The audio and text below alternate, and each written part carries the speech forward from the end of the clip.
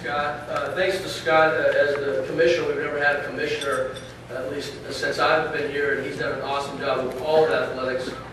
Just creating some good systematic ways of doing business and organizational. We're grateful for him being on staff in the league. Thanks to the country club and the Dave for organizing all this. And it's another, I think, great outlook for the conference.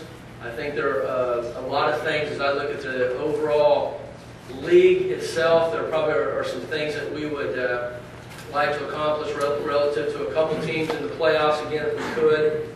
And I think that's a great possibility. I think the competitiveness in each and every game, each and every Saturday is going to be much improved.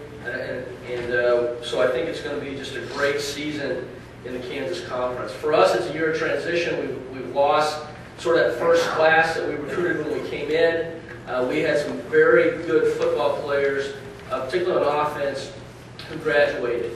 And so 2 tackles, a quarterback, our slot receiver who had a good season last year. There's going to be some question marks, and certainly are right now as we go into our camp. And I really don't have any answers right now. I wouldn't believe at any level that we're going to be as good on the offensive line. I think that we're going to be able to plug some guys in there and scramble around a little bit. The biggest question mark for us, for the whole team, and certainly on offense, is going to be a quarterback. We had a transfer, which we've always tried to do since I've been a head coach, is to be able to bring a good quality transfer quarterback in. He's not going to be, he didn't get his progress hours from transcript situations for eligibility, and so he will not be playing unless a miracle happens between now and September 2nd. So right now, we're not quite sure. What we're going to do, we'll move the starting corner, Carlos De Los Reyes, to quarterback. He came in at quarterback and played there for 3 years. And then, of course, we have a running back who's played some quarterback for us through the years that's going to have to take some snaps. So I wish I knew more about what that might look like as we go into the season, but we're going to have to see what happens.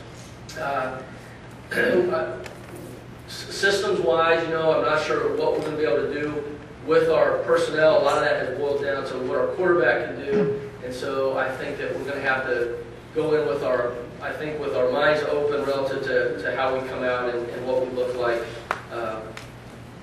when we start the season. On defense, we do return 10 starters, which for us is that's a great thing. You go into the season hoping that the defense can sort of carry us early until we can figure some things out offensively, and I think that's going to be critical for us. Certainly as we go into the first 2, 3, 4 weeks of the season. We do have a redshirt freshman kicker who we hope will take some pressure off our kicking game and possibly be able to punt. But other than that, our special teams look very similar to how they looked last year. We have also at Sterling been undergoing a stadium sort of renovation driven by a new track, and there were some issues with our facility relative to water getting down on the track and it kind of being a non-drained place, and so that's been a long process since March, but if you are playing at our place this year, you will see what we believe is going to be much more of a collegiate playing field and stadium sort of renovation with some good aesthetics that I hope help the environment. And we do have some stands now for the visiting fans, which hopefully will make that a better trip out to the country at Sterling. I want to end just with introducing our staff. If they could stand up, because I want to make sure that I get this right here. Brian Fish is our offensive coordinator. Chuck Lambert, our defensive coordinator. Kyle Shank, linebacker coach. He's new with us this year. Jess Langard has been around for a long time. He played and has been a great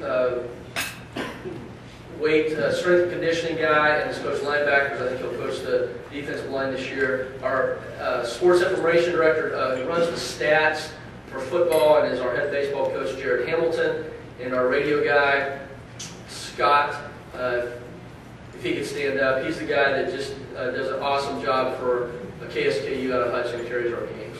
So anyway, any questions at all relative to our media guy here? I have no idea what it takes to letter at Sterling, so I couldn't tell you how many letter winners we have. If they play, they letter, I'll tell you that. Right?